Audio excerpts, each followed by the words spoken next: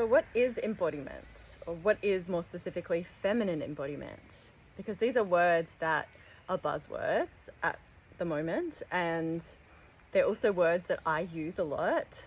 So it's felt really helpful for me to consider, what does embodiment mean to me, and what do I mean when I say embodiment or feminine embodiment?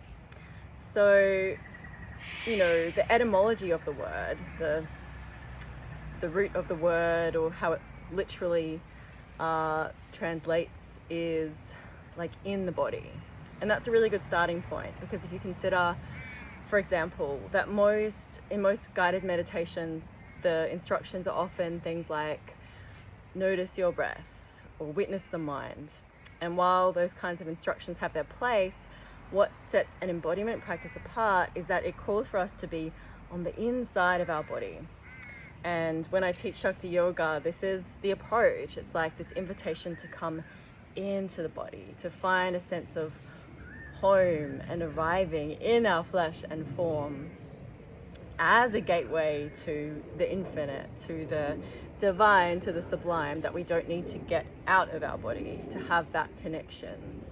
And in fact, in the wake of the New Age, we have this, let's say, like a pandemic of disembodied spiritual practitioners, where there's been a denial or an overriding of the human, of the body, and this creates like a disconnect, a cutting off of this experience and the sacredness of this experience in the body. So what makes feminine embodiment unique is that, well, firstly, I'll say that the word feminine is not exclusive to the female body. Feminine is the feminine energy, which also in Sanskrit, Shakti, refers to the feminine principle, this force that animates all of life. So that's, without exception. That means that whether the body is female or male, there is a innate feminine energy that exists within all of us. And you could say that as in the female body, there are unique gateways to access and animate and embody that feminine energy. So the female body is, let's call it like a chalice of receiving, or a portal to receiving and embodying this feminine energy. So feminine embodiment on a more kind of somatic level, on the level of the body, I tend to like to jump straight to the mystical, but what I love about practice with the body is that it has that possibility innate and contained within it, that if we're that way inclined, we have these mystical portals and doorways within the body. And we also simply have these embodiment practices and tools that support us to feel more safe and at home in the body, which is what I love to teach and share, and what I also personally really rely on as a practice.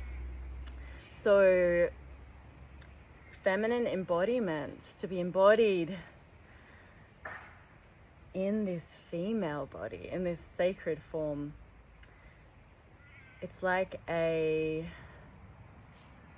dropping in and down. It's an inhabiting of the female pelvis, of the womb space. So feminine embodiment, when I speak of this, refers to that being seated in the, this chalice, this cauldron, this pelvic bowl that is like a storehouse of Shakti. It's the ability to sit in that, to be deeply anchored and rooted in the earth and in our feminine power, and to be able to animate those energies as we allow this Shakti, this life force, which sometimes manifests as, the full spectrum of emotions. It also manifests as like pleasure, orgasmic energy, sensuality.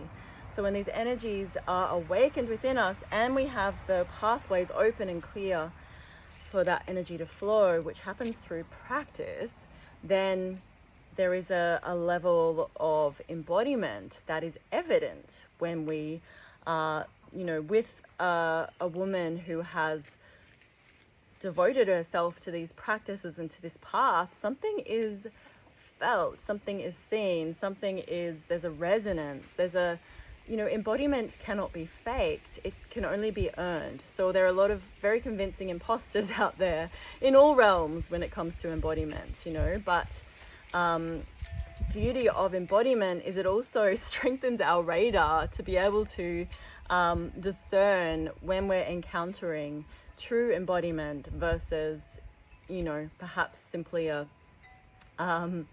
presentation of whatever is being claimed. So one of the requirements for embodiment is experience, is practice. It requires a repetition of a particular, skill or some area of expertise, or perhaps it's just a regular connecting in with a particular quality or energy or flavor, that through that practice, that repetition becomes like a state of being, it becomes embodied.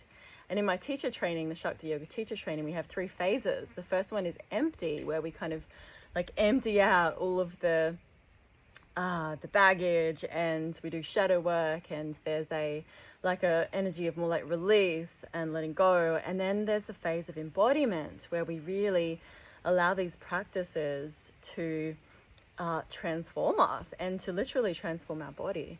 And then the third phase is emanate, which is a beautiful natural extension of embodiment, whereby one who has embodied something naturally transmits and offers that through their presence, through their way of being to others. And then, of course, it may be that, in this teaching pathway, there's the possibility of teaching that and holding space for that same embodiment in others, which is a really key piece, in fact, in the feminine style of teaching and leadership, is this transmission that happens through being together and through having a living, embodied, breathing ambassador of Shakti in the field to support that and to basically remind others of what's possible and what they already deeply know. Embodiment really is it's a knowing of something on a body level, on a cellular level, which is very different from knowing something on a mind level. And that's really what sets apart somebody who might have studied something and read the books versus somebody who has really done the work and the practice. They know. This is like the gnosis, which is a word that I love. This is like the direct knowing. So I hope this share has perhaps demystified a little bit about what embodiment is, what feminine embodiment is, and at least now maybe you have a sense of what I mean when I speak about feminine embodiment. I'm curious to know if this is what you expected or if there's anything else that this word captures or conveys for you. Feel free to add that in the comments. I'm super excited to be offering the 9-month teacher training coming up in Shakti Yoga. So do get in touch with me if you want to hear more about that. And I'm also very strongly considering offering a purely practice pathway, a stream, which I'm calling the sadhana stream. Sadhana, a beautiful Sanskrit word that refers to this devotional practice and commitment to practice, usually within a contained amount of time. That is an opportunity to really go deep with these feminine embodiment practices and to access that uniquely feminine wisdom from inside the body.